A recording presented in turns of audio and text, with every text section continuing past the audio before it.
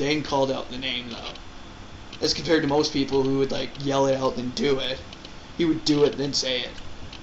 Instead of yelling, Dynamic Chop! He would yell, and he would go, Ping! Dynamic Chop. Which I thought was really...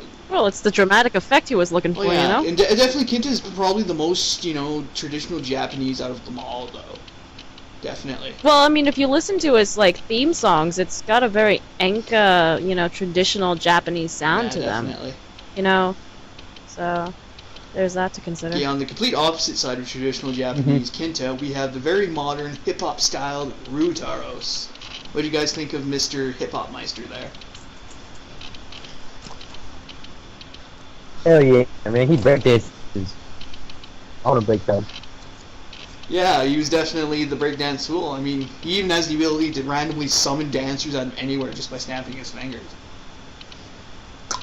Which makes me think this. Does he have some sort of power the other ones don't have? Can the other people their fingers and stuff happen? Or is it like I've never seen it. The only other person I've ever seen do that would be Kai, but well, at the same time, I think it was stated that Rue has the ability to has limited control over other people's minds. Like he can make them like hip hop dance and stuff, but he can't really do much else with them.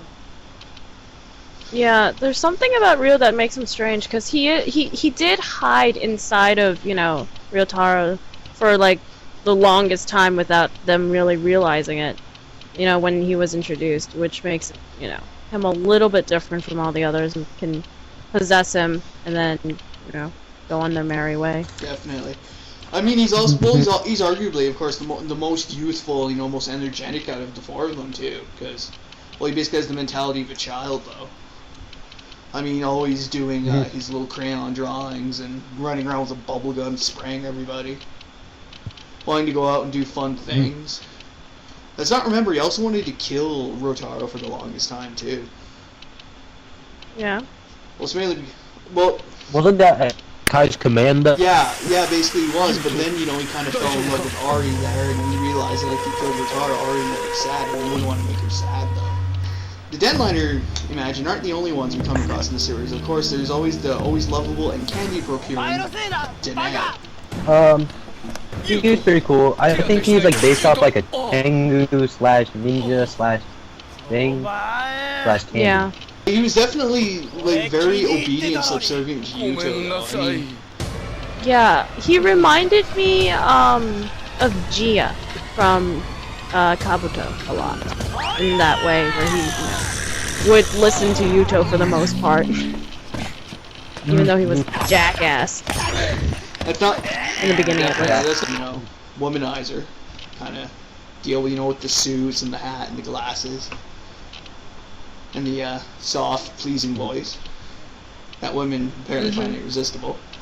In Kinta, he's all very, like... Well, and then, of course, there's Siege, who, was so cool he appeared maybe, like, twice. Advent. He was actually my favorite. Well, yeah, he definitely... yeah, she was my favorite too, man. He definitely had the air of... He definitely, like... I thought he was very arrogant, but... He definitely had an air of sophistication to him, though. Like, he was very... He was very much like a prince, basically. Well, then again, he did tell them to call him Prince. So... Oh, definitely, yeah.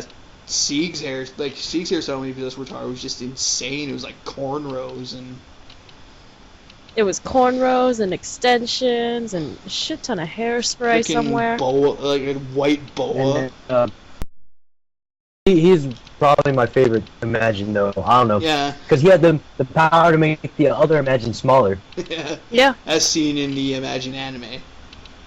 To various hilarious results. Well, he's a bird. I like birds. Yeah, let's not forget. Yeah, that brings me back. Where does Deneb pull this candy from? I mean, from his crotch. I mean, but then again, I kid you not, that's where it comes from.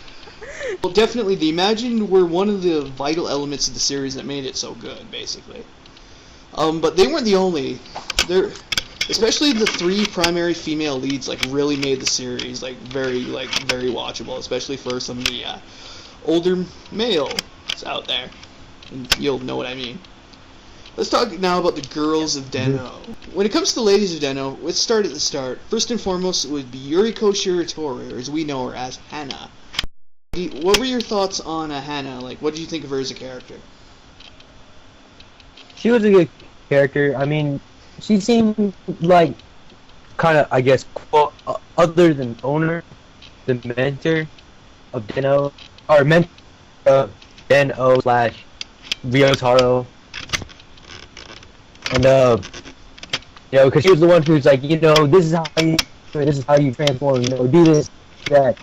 She's also a mediator between keeping the peace on the train, kind of thing. She was a good character. Probably one of my favorite female leads. Okay, Princess, what did you think of Hana?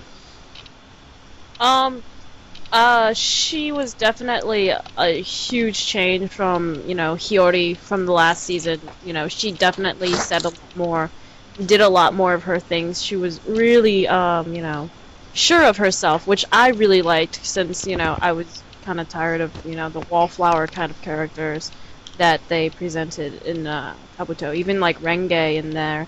You know, she was, you know, had her ditzy moments, and, you know, pretty much week after she joined Tendo. So I was happy to see her. She was a cool character. I really liked her, and she was really pretty in that skirt. I think that's one thing all of us can agree on, that Yuriko is very striking. I mean, she is a very beautiful woman, especially in some of the gravure shots of her. Like, she's just breathtaking to look at. I mean, ooh.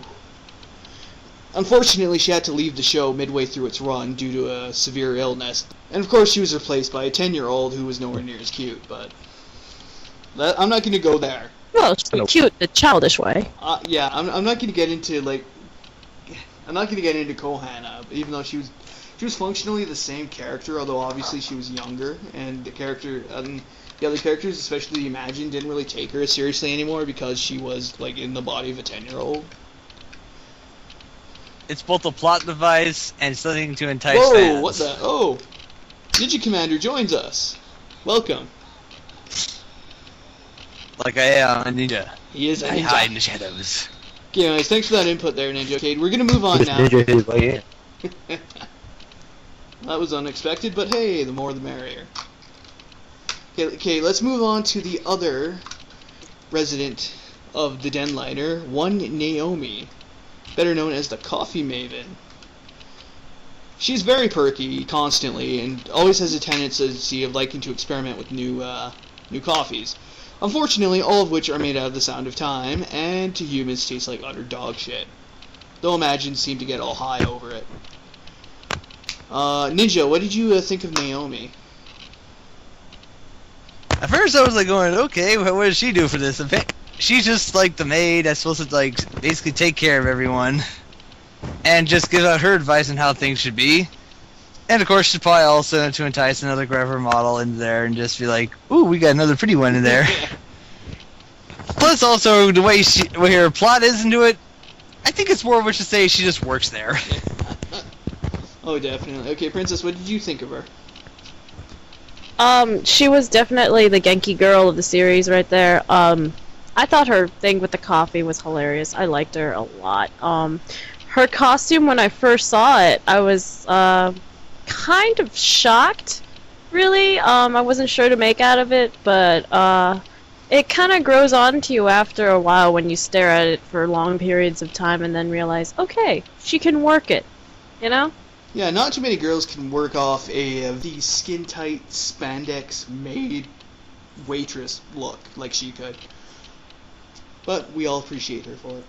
Ikari, what did you think of Naomi? She has a nice ass. Voted best ass in Japan 2007. Serve coffee. Best ass in Japan She 2007. could serve me coffee any day. Even if it tastes like shit and it's made from sand. I would say it's made from sand. If you actually watch one episode, it actually looks like she just poured some water into it. It looks It's like actually- a shit of whipped cream to me. It's Well, like colored yeah, whipped cream and ice. It's always like weird. It's like always like red and blue and God knows how many other characters. Glowing. Oh, and Maybe each cream has its own special abilities. Maybe she especially makes each one for each Imagine, since each one is like their primary color, right? Next show she attacks. I attack with my cream.